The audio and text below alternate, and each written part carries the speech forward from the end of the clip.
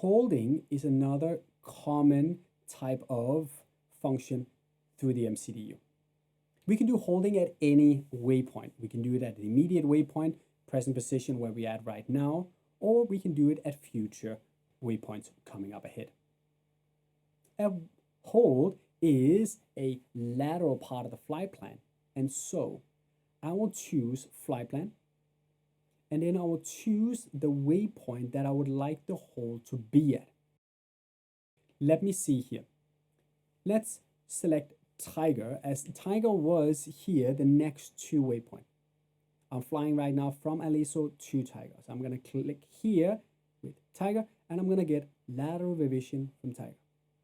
And right there is the hold option. Click the hold option, you'll get the hold page, and it will ask you what kind of hold do you want to do. You have three options. You can do a computed hold, a database hold, or a manual hold. A computed hold right there simply just constructs a standard computed hold right at that point.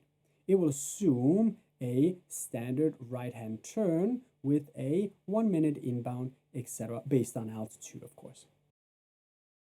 You may have a specific hold built into a database. For example, operators, they can build in specific holds at specific waypoints. That will be a database hold.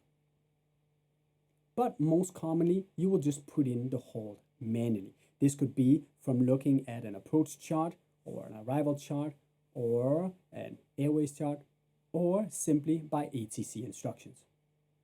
Doing so, we will put in the inbound course for the hold, put it up here to the inbound course, and then after having inserted the course, it will construct a hold, which you can now see on your ND display. Verify always on the ND display before inserting the temporary. It tells you here this is a right-hand turn standard holding pattern, and it gives you the time and distance for the legs, but it also gives you this.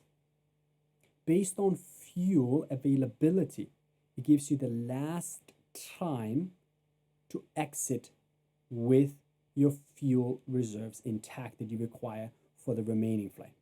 If you are happy, you will go and insert it, and it will create the hold with 3 new points.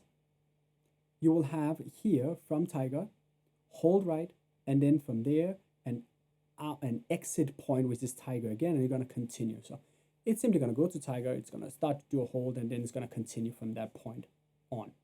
Once you enter into the hold, once you pass over the Tiger entering the hold, you will get over here on the right side an immediate exit prompt in amber. Pushing that, and it will allow you to exit the hold. Once you push the immediate exit, it will then turn it into a resume hold. So as long as you haven't actually exited the hold, you can then resume it, so on.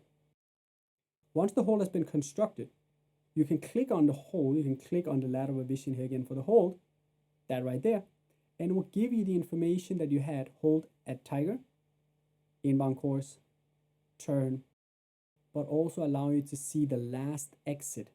These values are based on your fuel.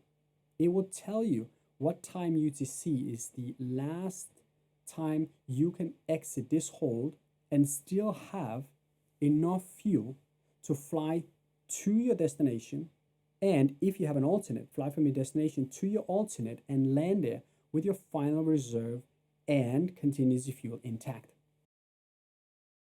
So when it says here, for example, 3.0 fuel remaining, it means if you exit at that point, you will have 3 tons of fuel remaining, and that is the minimum fuel required to fly from this point, do the approach, do the go around, fly to your alternate, and land at your alternate without using your final reserve and your contingency fuel. But your extra fuel and time that I showed you on the fuel prediction page will be 0. Last exit does not mean fly until you have no more fuel left, obviously. It means fly until you have no more extra fuel left. Pilots use this if you're instructed to hold for an extended period of time, or you may be asked by ATC, what is your availability? What is your capability of holding as we are experiencing high volumes of traffic or delays. And that concludes this special lesson on the MCDU handling. If you understand what we have gone through in this lesson, then you're much closer to a comprehensive understanding in the cockpit. And when you have that, you can, as I mentioned in the beginning, enjoy your type rating and focus on the parts that require practical application. MCDU handling does not require that much practical handling.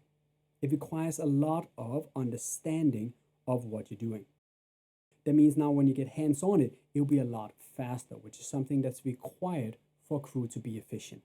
So go through it, use the manual that is provided as part of the download material for this course, and make sure that whenever something is not understood to you, ask your instructor, ask your community, and clarify it before stepping in.